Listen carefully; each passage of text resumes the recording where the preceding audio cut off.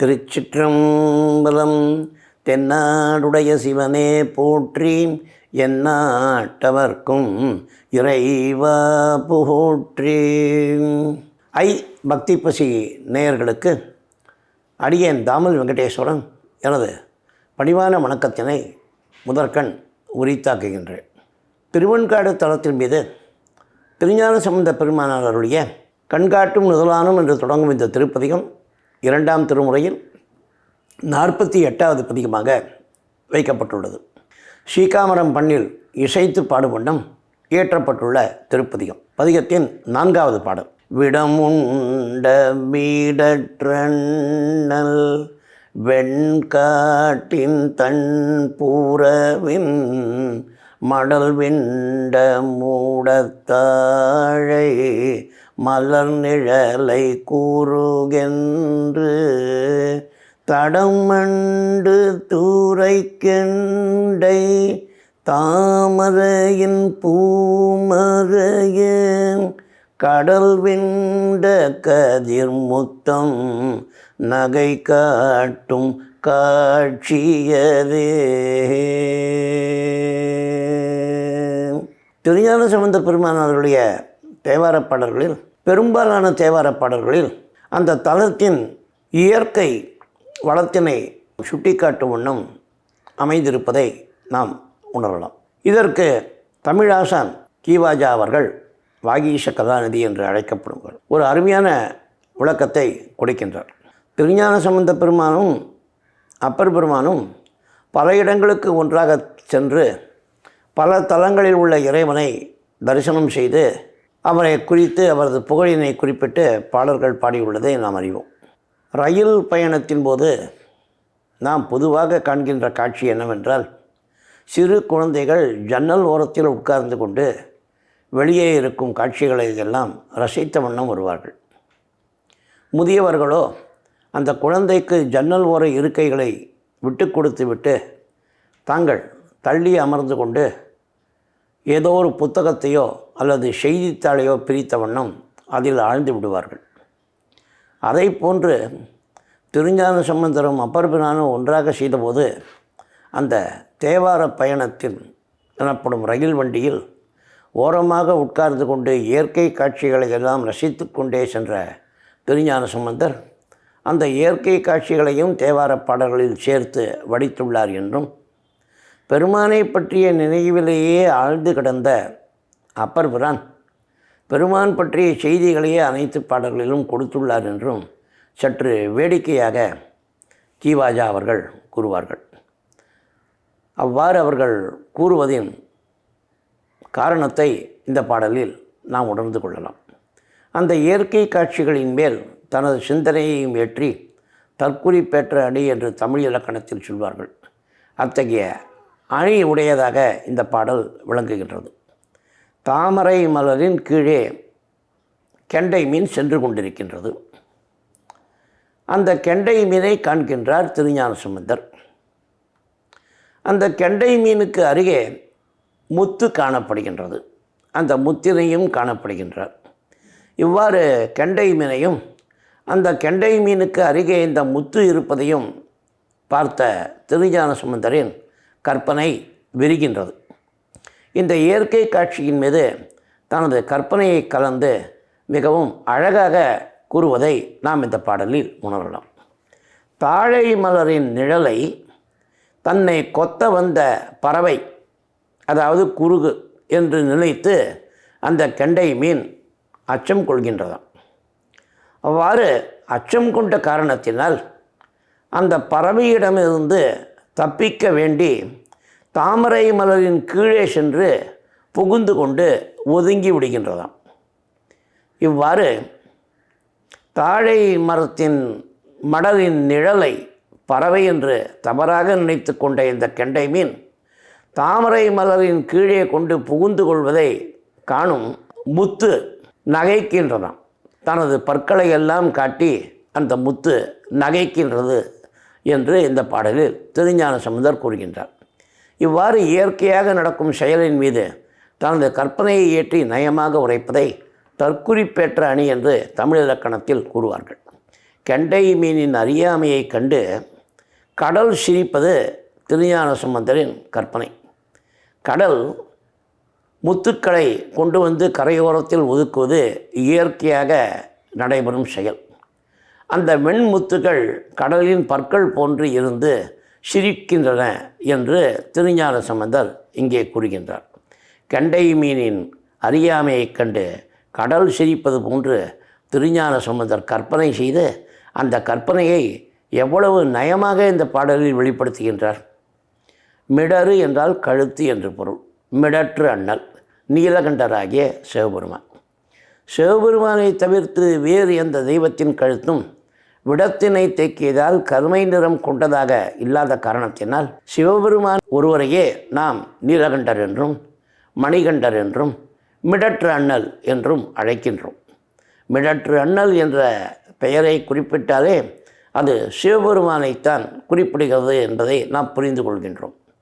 நெற்றியில் கண் உடைய ஒரே தெய்வம் சிவபெருமான் என்பது போன்று தனது கழுத்தினில் விடத்தினை ஆலகால விடத்தினை தேக்கியதால் கருமையான கரை படர்ந்துள்ள கழுத்தினை உடையவன் சிவபெருமான் ஒருவன்தான் என்பதையும் நாம் உணர்கின்றோம். தன் என்றால் குளிர்ந்த என்று பொருள். புறவு என்றால் முல்லை நிலம் என்று பொருள். தன் புறவு குளிர்ந்த முல்லை நிலம். முடத்தாழை வளைந்து தொங்கும் தாழை மடம். தடம் அகன்ற குளம். விண்ட வெளிப்படுத்திய. கதிர்முத்தம் ஒளி வீசும் முத்து. இல்லாத பறவையை நினைத்து கெண்டை மீன்கள் அச்சம் கொள்வது போன்று நாமும் நமது வாழ்க்கையில் இல்லாத தீங்கினை நினைத்து சில சமயங்களில் தடுமாறுகின்றோம். அதற்கு காரணம் மனம் ஒரு தெளிவான நிலையில் இல்லாமல் இருப்பது தான். மனதில் ஏற்படும் சஞ்சலத்தை தீர்த்து தெளிவினை அருளும் தன்மை கொண்டவன் சிவபெருமான் ஒருவன்தான். அவனை வழிபட்டு மனத்தெளிவுடன் நம்மை எதிர்நோக்கும் சூழ்நிலையை நாம் அணுக வேண்டும் என்ற அறிவுரை இந்த பாடல் மூலம் வழங்கப்படுகின்றது என்று பெரியோர்கள் இந்த பாடலுக்கு உட்கருத்தாக கூறுகின்றனர். விடமுண்ட மிடற்றண்ணல். ஆலகால விடத்தை உட்கொண்டு பின்னர் பிரளய இறுதியில் தன் வயிற்றில் ஒடுங்க இருக்கும் உயிர்களுக்கு அந்த விடத்தினால் ஏதும் தீங்கு ஏற்படக்கூடாது என்ற எண்ணத்துடன் அந்த ஆலகால விடத்திலே தனது கழுத்தினிலேயே தேக்கிக் கொண்ட காரணத்தினால் கருமை நிறம் படர்ந்த கழுத்தினை உடையவனாக இருப்பவன் சிவபெருமான். விடம் உண்ட மிடற்று அண்ணல். அண்ணல் என்றால் தலைவன் என்று பொருள். அத்தகைய விடமுண்ட மிடற்றண்ணல் தங்குகின்ற தலமாகிய திருவெண்காடு எவ்வாறு உள்ளது? குளிர்ந்த முல்லை நிலமாக அது காணப்படுகின்றது. அந்த குளிர்ந்த முல்லை நிலத்தில் வெண்காட்டின் தன்புறவில் மடல் விண்ட முடத்தாழை. அந்த தாழை மடல்கள் விரிந்து வளமாக காணப்படுகின்றன. விரிந்து வளமாகவும் காணப்படும் அந்த தாழை மடல்களின் நிழலை பார்க்கும் பொழுது சற்று பறவையை போன்று கூரிய மூக்குடன் பறவை கடலில் உள்ள மீன்களை கொத்த வரும் பறவை போன்ற காட்சியை அளிக்கின்றது. அத்தகைய தாழை மடலின் நிழலை கண்டு தன்னை கொத்த பறவை வந்து விட்டதோ என்று மடல் விண்ட முடத்தாழை மலரை நிழலை கூறுகின்று அந்த தாழை மலரின் நிழலை பறவை என்று தவறாக நினைத்து கொண்டு அகன்ற அந்த நீர்நிலையில் உள்ள மீன்கள் எல்லாம் அந்த அகன்ற குளத்தில் இருக்கும் தாமரையின் கீழே சென்று பதுங்கிக் கொள்கின்றன.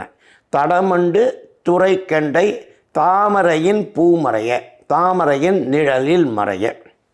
அதை காண்கின்ற அருகில் இருக்கும் கடலோரத்தில் இருக்கும் முத்துக்கள் எல்லாம், கடலினால் கரைய ஒதுக்கப்பட்ட முத்துக்கள் எல்லாம் வெண்பற்களை உடைய கடல் சிரிப்பது போன்ற தோற்றத்தை ஏற்படுத்துகின்றது என்று கூறுகின்றார்.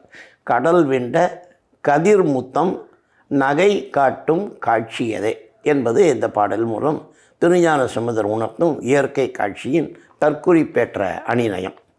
பாடலின் பொழிப்புரை. விடத்தினை உட்கொண்டு தனது கழுத்தில் தேக்கியதால் கருமையான மணி பதித்தது போன்ற கழுத்தினை உடைய பெருமான் சிவனார் உரையும் இடமாகிய திருவெண்காடு தலத்தில் குளிர்ந்த முல்லை நிலத்தில் காணப்படும் வளைந்து தொங்கும் தாழை மடலின் நிழலை கண்ட குளிர்ந்த நீர்நிலையில் வாழும் கெண்டை மீன் தன்னை கொத்த வந்த பறவை என்று அந்த நிழலை தவறாக புரிந்து கொண்டு அருகில் உள்ள குளத்தில் காணப்படும் தாமரை மலரின் அடியில் சென்று மறைந்து கொள்கின்றது. தலத்தின் அருகில் உள்ள கடல் கரையில் கொண்டு வந்து சேர்த்த ஒளி வீசும் வெண்மை நிறமுடைய முத்து ஒளி வீசும் கதிர்களை கொண்டுள்ள நிலையை இந்த காட்சியை கண்டு கடல் சிரிப்பது போன்ற தோற்றத்தை தருகின்றது. இவ்வாறு தாழை மலர்களும் பறவைகளும் மீன்களும் நிறைந்து நீர்வளமும் நிலவளமும் பொருந்திய திருவெண்காடு தலத்தின் கரையில் வெண்முத்துக்களும் காணப்படுகின்றன. பதிகத்தின் 5வது பாடல். வேலை மலி தன் கானல் வெண்காட்டான் திருவடிக்கு மாலை மதிவன் சாந்தால் வழிபடு நன்மறையவன் தன் மேலடர் வெங்காலனுயிர் விண்ட பீனை நாமன் தூதர் ஆலமிடற்றான் அடியார் என்றடர அஞ்சுவரே. ஸ்வேதகேது என்ற சிறுவனின் ஆயுள் 8 வருடங்கள் தான் என்று விதிக்கப்பட்டிருந்தது. இறைவனிடம் அளவில்லா பக்தி கொண்டிருந்த அந்த சிறுவனின் உயிரை பறிப்பதற்காக வந்த யமனை தன் பக்தனை அவமரியாதை செய்ததற்காக சிவபெருமான் தண்டித்து சிறுவனுக்கு நீண்ட ஆயுள் கொடுக்கின்றார். ஸ்வேதகேதுவின் பக்தியை மெச்சி அவனுக்கு தனது 7 நடனக் கோலங்களின் காட்சியளித்தார். இந்த நிகழ்ச்சியை நினைவு கூர்ந்து ஆலமிடற்றான் அடியாரை அணுக நமன் தூதர் அஞ்சுவர் என்று இந்த பாடலில் திருஞான சம்பந்தர் குறிப்பிடுகின்றார். ஸ்வேதகேது என்ற பெயரை குறிப்பிடாமல் மறையவன் என்று பொதுவாக சொல்லியிருப்பதால் இந்த குறிப்பு மார்க்கண்டேயரை குறிப்பிடுகின்றது என்றும் சிலர் விளக்கமளிக்கின்றனர். வெண்காட்டான் திருவடிக்கு வழிபட்ட மறையவன் என்று குறிப்பிடுவதால் தலபுராணம் குறிப்பிடும் ஸ்வேதகேதுவை குறிப்பிடுகின்றார் என்று பொருள் கொள்வது மிகவும் பொருத்தமாக உள்ளது. குறிப்பிடப்படுபவர் எவராக இருந்தாலும் சிவனது அடியார்களை அணுகுவதற்கு யமனின் தூதர் அஞ்சுகின்றனர் என்ற செய்தியில் எவருக்கும் ஐயமில்லை. வேலை கடல் அலைகள், அலைகள் நிறைந்த கடல் என்று பொருள் கொள்ள வேண்டும். கானல் கடற்கரை சோலை, தன் குளிர்ந்த, மலி நிறைந்த, வில்லுதல் உடைத்தல், அடர்த்தல் கொல்லுதல், உயிரை கவர்தல், வெம்காலன் கொடிய காலன்.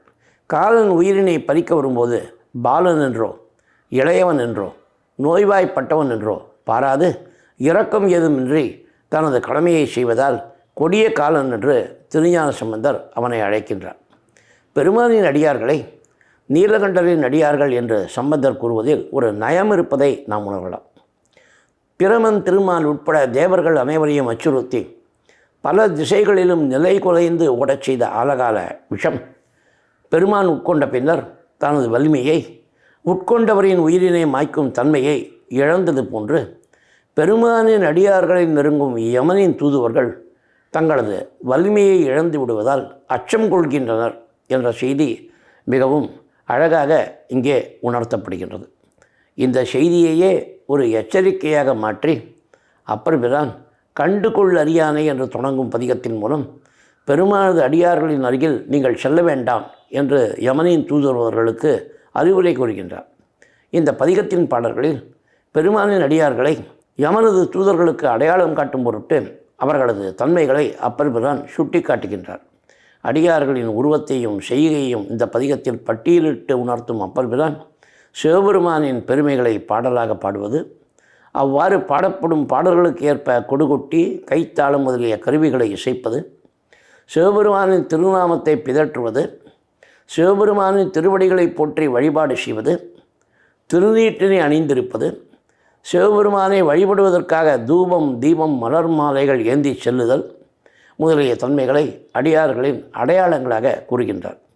அடியார்களுக்கு இடையூறு செய்யாமல் இருப்பது மட்டுமின்றி அவர்களை போற்றியும் பேணியும் பாதுகாப்பது யம தூதர்களின் கடமை என்று யமனின் தூதர்களுக்கு உணர்த்தும் அப்பர் பிரான் பதிகத்தின் கடைப்பாடலில் அடியார்களுக்கு இன்னல் விளைவித்தால் என்ன நடக்கும் என்பதையும் எச்சரிக்கையாக விடுக்கின்றார்.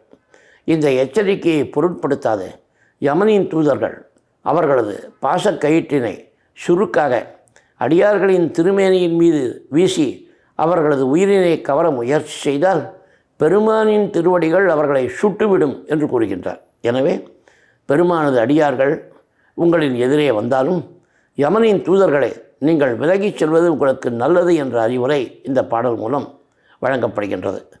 அரக்கங்கீரை தலையுமோர் தாளினால் நெருக்கி ஊன்றியிட்டான் தமர் நிற்கிலும் சுருக்கேனதங்கு பேர்மின்கண் மற்று நீர் சுருக்கேனில் சுடரான் கழல் சூடுமே. யமனையோ அல்லது தூதர்களையோ அடியார்கள் பலர் நெருங்காத இயலாத வண்ணம் பெருமான் காப்பதால் பெருமானின் அடியார்களுக்கு மரணம் ஏற்படாது என்று தவறாக பொருள் கொள்ளக்கூடாது. அவர்களது உயிர் உடலில் இருந்து பிரியும் தருணத்தில் பெருமானின் கணங்கள் அந்த அடியார்களை அழைத்து சென்று பெருமானின் திருவடிக்கு சேர்ப்பார்கள். அத்தகைய அடியார்கள் யமனால் அழைத்து செல்லப்பட்டு நரகம், சொர்க்கம் ஆகியவற்றில் ஆழ்ந்து துன்பம் அடைய மாட்டார்கள் என்று பொருள் கொள்ள வேண்டும். வேலை மலி தன் காணல் வெண்காட்டான் திருவடி கீழ். வேலை மலி அலைகள் நிறைந்து, தன் காணல் குளிர்ந்து காணப்படும் கடற்கரை சோலை உடைய வெண்காட்டான், வெண்காடு திருவெண்காடு நகரத்தில் வீட்டிலிருந்து அருள் பாலிக்கும் சிவபெருமான் திருவடி கீழ் அவனது திருப்பாதங்களை மாலை மலிவன் சாந்தால் வழிபடு நன்மறையவன் தன். பூமாலைகளும் மனம் மிகுந்த தூபம் தீபம் அவற்றை கொண்டும் வழிபட்டு வந்த மறையவனாகிய ஸ்வேதகேது என்பவன் மேல் மேலடர் வெங்கால நோயிர். அந்த ஸ்வேதகேது என்ற அந்த அந்தண சிறுவனுக்கு விதிக்கப்பட்டிருந்த 8 வருடங்கள் முடிந்த பின்னர் அவனது உயிரை கவர்வதற்காக யமனின் தூதர்கள் சென்றபோது மேலடர் வெங்காலன் உயிர் விண்ட பிணை, அதை உயிரினை உடலிலிருந்து பிரிப்பதற்கு முயற்சி செய்தபோது அந்த தூதுவர்கள் விரட்டி அடிக்கப்படுகின்றனர். மேலடர் வெங்கால நோயிர் விண்ட பீனை நமன் தூதர். இந்த நிகழ்ச்சியின் காரணமாக கடவுர் தலத்தில் நடைபெற்ற மார்க்கண்டேயனின் உயிரை கவரச் சென்ற யமனுக்கு ஏற்பட்ட நிலையின் காரணமுமாக ஆலமிடற்றான் அடியார் என்றால், அதாவது நீலகண்டரின் அடியார் என்றால் அடர அஞ்சுவரே, அந்த அடியார்கள் பால் சென்று நெருங்கி அவர்களது உயிரை கவர்வதற்கு யமனின் தூதர்களும் யமனும் அஞ்சுவார்கள் என்று கூறுகின்றார் பாடலின் பொழிப்புரை. நிறைந்த கடல் நீர் இருப்பதால் குளிர்ந்துள்ள சோலைகள் சூழ்ந்த திருவெண்காடு தலத்தில் உள்ள இறைவனின் திருவடிகளில் நறுமணம் நிறைந்த மாலைகளும் நிறைந்த சந்தனமும் தூவி வழிபட்ட நன்மறையவனாகிய ஸ்வேதகேதுவின் மீது தனது பாசத்தை வீசி அவனது உயிரினை கவர முயற்சி செய்த யமனை இறைவன் காலால் உதைத்து அழித்த பின்னர் திருநீலகண்டரின் அடியார்கள் என்று யமனின் தூதர்கள் அவரிடமிருந்து அஞ்சி விலகுவார்கள். பதிகத்தின் 4வது மற்றும் 5வது பாடல்களை சிந்தித்தனம் அடுத்து வரும் பதிகத்தில் எஞ்சிய பாடல்களை தொடர்ந்து சிந்தனை செய்வோம் என்று சொல்லிக்கொண்டு உங்களிடமிருந்து விடைபெறுவது அடியேன் தாமல் வெங்கடேஸ்வரன். திருச்சிற்றம்பலம். தென்னாடுடைய சிவனே போற்றி, எந்நாட்டவர்க்கும் இறைவா போற்றி.